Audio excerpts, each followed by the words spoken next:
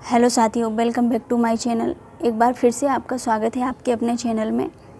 तो आज हम भारत के भूगोल के अंतर्गत एक नया टॉपिक पढ़ेंगे। आज से हम स्टार्ट करेंगे भारत का भौतिक स्वरूप, जिसके अंतर्गत हम ये देखेंगे कि भारत के भौतिक स्वरूप को कितने भू आकृतिक प्रदेशों में बांटा गया है। तो बने रहिए लास्ट तक मेरे साथ। यदि आप चैनल में नए हैं तो चैनल को सब्सक्राइब करें, साथ ही बेल आइकन को प्रेस करना ना भूलें। तो चलिए स्टार्ट करते हैं हम भारत का भौतिक स्वरूप। भारत विभिन्न स्थलाकृतियों वाला एक विशाल देश है। ये आप सभी जानते होंगे कि भारत विभिन्न स्थलाकृतियों वाला एक विशाल देश है। यहाँ हर प्रकार की भू आकृतियाँ पाई जाती हैं।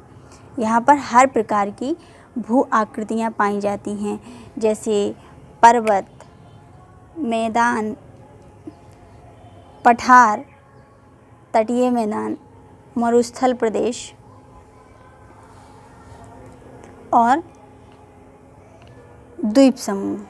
तो हम स्टार्ट करते हैं कि भारत को, ये जो भारत का भौतिक स्वरूप है, इसके कितने भू आकृतिक प्रदेश हैं।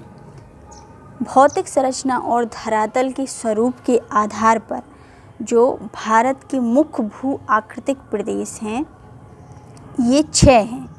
कौन कौन से हैं तो चलिए जान लेते हैं हम। पहले हम पढ़ेंगे उत्तर पर्वतीय श्रृंखला, जो उत्तरी एवं उत्तरी पूर्वी पर्वतीय प्रदेश हम इसको कहेंगे।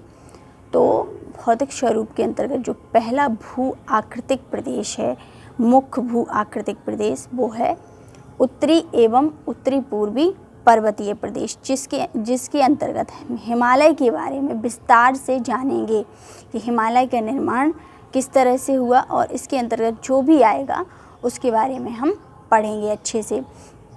ये देख सकते हैं आप, ये उत्तर में काराकोरम श्रेणी, उसके बाद लद्दाख श्रेणी, उसके बाद जास्कर श्रेणी। ऐसे प्रश्न पूछे जाते हैं परीक्षा में कि उत्तर से दक्षिण की तरफ ये जो श्रेणी है, इनका क्रम बताइए।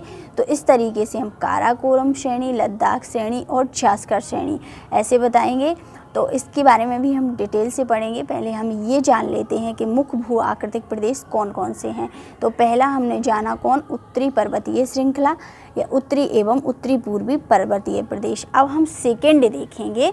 सेकेंड ये देख सकते हैं आप, ये इधर मानसरोवर झील है, ये सिंधु नदी है, और ये ब्रह्मपुत्र नदी है, और ये इधर से गंगा का उद्गम हुआ है। तो सिंधु का मैदान, गंगा का मैदान और ब्रह्मपुत्र का मैदान। तो सेकेंड जो हमारा भू आकृतिक प्रदेश है वो है उत्तर का विशाल मैदान। क्या है? उत्तर का विशाल मैदान, जिसमें हम सिंधु का मैदान, गंगा का मैदान और ब्रह्मपुत्र मैदान पढ़ेंगे। ओके, अब हम आगे देखते हैं। जो तीसरा मुख्य भू आकृतिक प्रदेश है तो वो है प्रायद्वीपीय पठार। प्रायद्वीपीय पठार, ये देख सकते हैं आप, प्रायद्वीपीय पठार आपको मैं बता चुकी हूँ पिछले लेक्चर में। प्रायद्वीपीय पठार किसे कहेंगे? प्रायद्वीपीय, जो 3 ओर जल से घिरा होता है। ये देख सकते हैं आप, इधर पश्चिम में, पूर्व में और ये दक्षिण में। तो जो 3 ओर जल से घिरा होता है उसे हम क्या कहते हैं? प्रायद्वीपीय कहते हैं। तो तीसरा मुख्य भू आकृतिक प्रदेश कौन सा है? प्रायद्वीपीय पठार। उसके बाद ये पूर्वी तट और ये पश्चिमी तट है ना। तो जो इधर बंगाल की खाड़ी है और इधर अरब सागर है, ठीक है। तो समुद्र तटीय मैदान, ठीक है। नेक्स्ट है हमारा समुद्र तटीय मैदान। मुख्य भू आकृतिक प्रदेश के अंतर्गत नेक्स्ट मुख्य भू आकृतिक प्रदेश है समुद्र तटीय मैदान। तो इस तरीके से हमने 4 मुख्य भू आकृतिक प्रदेश देख लिए। इसके बाद नेक्स्ट है, ये देख सकते हैं आप, ये राजस्थान है और इधर थार का मरुस्थल है। तो नेक्स्ट हम पढ़ेंगे भारतीय मरुस्थलीय प्रदेश। किसके बारे में जानेंगे? भारतीय मरुस्थलीय प्रदेश। इसके बाद अब कौन सा बाकी है? तो लास्ट है हमारा इन 6 नंबर का है जो छठवां भू आकृतिक प्रदेश, वो है द्वीप समूह। तो इस तरीके से हम 6 मुख्य भू आकृतिक प्रदेश के बारे में विस्तार से पढ़ेंगे। ठीक है, तो भारत के भौतिक स्वरूप के अंतर्गत हमने सबसे पहले ये देख लिया कि जो मुख्य भू आकृतिक प्रदेश हैं भौतिक संरचना और धरातल की स्वरूप के आधार पर, तो वो कितने हैं? 6 हैं। कौन कौन से मैं बता चुकी हूँ आपको। उत्तरी एवं उत्तरी पूर्वी पर्वतीय प्रदेश, उत्तरी एवं उत्तरी पूर्वी पर्वतीय प्रदेश। सेकंड है उत्तर का विशाल मैदान, उत्तर का विशाल मैदान। इसके बाद है प्रायद्वीपीय पठार, समुद्र तटीय मैदान, भारतीय मरुस्थलीय प्रदेश और द्वीप समूह। ठीक है, आई होप आप लोग को समझ में आ गया होगा।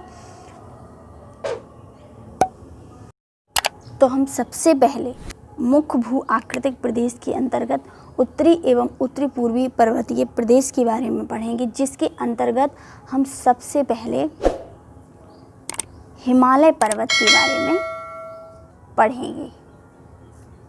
हिमालय पर्वत जो सिद्धांत बताए गए हैं कि हिमालय की उत्पत्ति कैसे हुई, उसके बारे में हम पढ़ेंगे। ठीक है, हिमालय की उत्पत्ति कैसे हुई। ठीक है, तो हम ट्रांस हिमालय के बारे में जानेंगे और कुछ मुख्य हिमालय के अंतर्गत हम महान हिमालय, मध्य हिमालय, मध्य लघु हिमालय और शिवालिक हिमालय या शिवालिक श्रेणी, शिवालिक हिमालय के बारे में जानेंगे। ये जो हिमालय है, ये जो इस तरफ है, ये हिमालय का ही हिस्सा है, जिसको हम पूर्वांचल की पहाड़ियों के नाम से जानते हैं। ठीक है, पॉइंट ऑफ व्यू से बहुत इम्पॉर्टेंट है, जहाँ से प्रश्न बनते हैं। तो सुनिए और समझिए। अब हम जानेंगे वेगनर का महाद्वीपीय विस्थापन सिद्धांत। अल्फ्रेड वेगनर जो थे 1912 में इन्होंने महाद्वीपीय विस्थापन सिद्धांत दिया। महाद्वीप कैसे बने उसके बारे में हम जानेंगे। तो जो अल्फ्रेड वेगनर थे, इन्होंने एक कठोर पृथ्वी स्थल को क्या कहा? पेंजिया कहा। क्या नाम दिया? बहुत इंपॉर्टेंट है, ध्यान से सुनिए। एक कठोर पृथ्वी स्थल को इन्होंने पेंजिया कहा। और ये जो जलीय भाग है, इसको क्या कहा? पैंथालासा कहा। ठीक है, इसके बाद इसका विभाजन हो जाता है,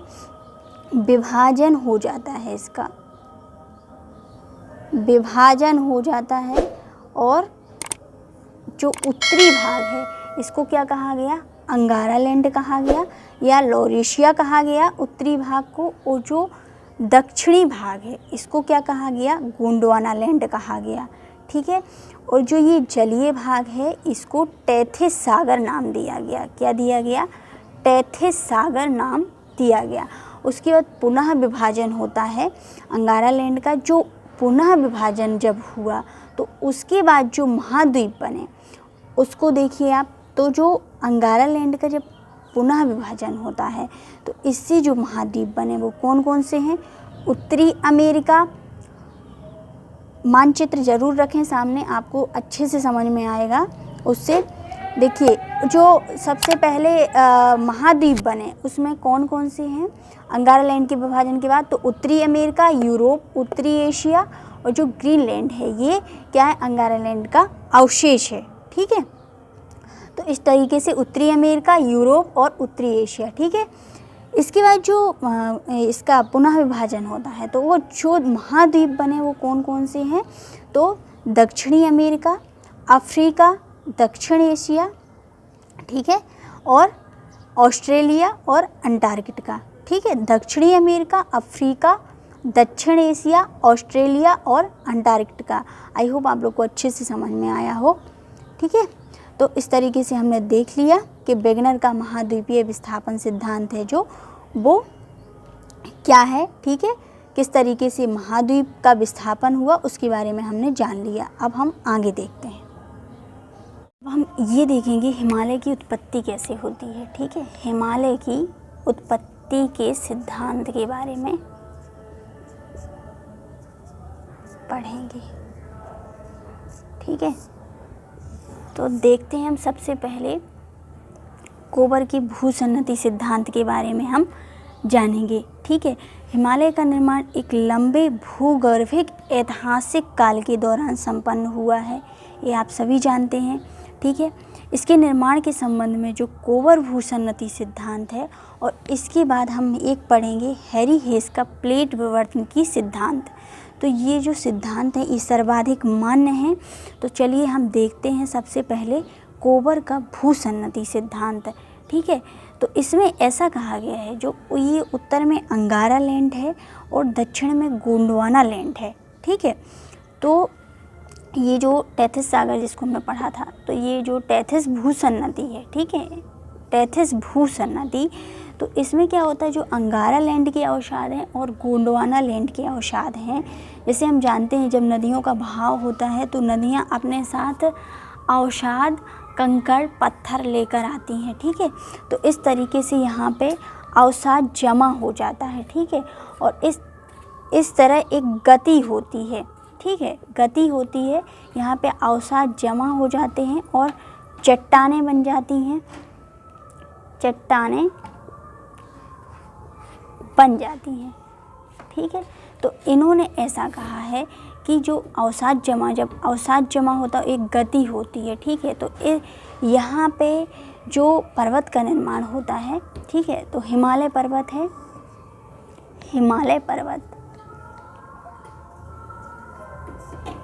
है ना, तो इसी गति के कारण हिमालय पर्वत का निर्माण होता है, ऐसा कोबर की भूसन्नति सिद्धांत में बताया गया। हिमालय की उत्पत्ति के संबंध में नेक्स्ट जो सिद्धांत है वो है हैरी हेस का प्लेट विवर्तन की सिद्धांत। इसमें बताया गया है, ये देख सकते हैं आप, ये यूरोप है, ये एशिया है, जो यूरेशियन प्लेट है और जो ये इंडो ऑस्ट्रेलियन प्लेट है, एक समय पर क्या होता है जी, जब आमने सामने से गति होती है तो आमने सामने से कौन सी गति होती है, अभिसारी गति होती है, और अत्यधिक निकट आने के कारण क्या होता है, अवसाद में बलन होने के कारण हिमालय की उत्पत्ति होती है। ठीक है, हिमालय का निर्माण होता है। ठीक है, तो इस तरीके से हमने पढ़ा कोबर का भूसन्नति सिद्धांत, हैरी हेस का प्लेट विवर्तन की सिद्धांत, और क्या पढ़ा हमने, कौन सा महाद्वीपीय विस्थापन सिद्धांत, वेगनर का महाद्वीपीय विस्थापन सिद्धांत। ठीक है, तो आज के लिए इतना ही। यदि लेक्चर अच्छा लगता है तो प्लीज़ लाइक करें, शेयर करें और सब्सक्राइब करना ना भूलें, और कमेंट बॉक्स में जाकर आप अपनी राय ज़रूर रखें, आपको लेक्चर कैसा लगा। धन्यवाद।